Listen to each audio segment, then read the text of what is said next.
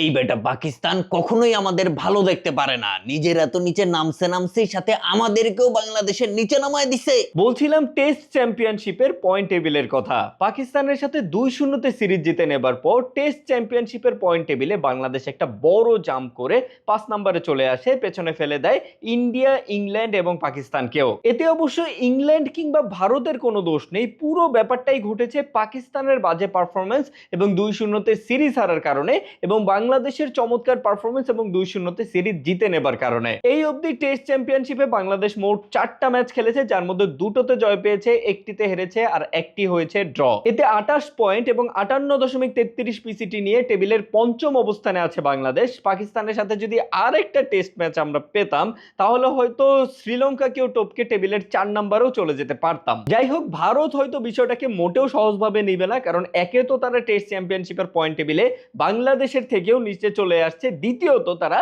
পাকিস্তানের কারণে বাংলাদেশের নিচে চলে আসছে। সো পাকিস্তান তো শুধু আমাদের সাথে রাগ করছে, ভারত হয়তো আমাদের এবং পাকিস্তানের দুজনের উপরেই রাগ করছে।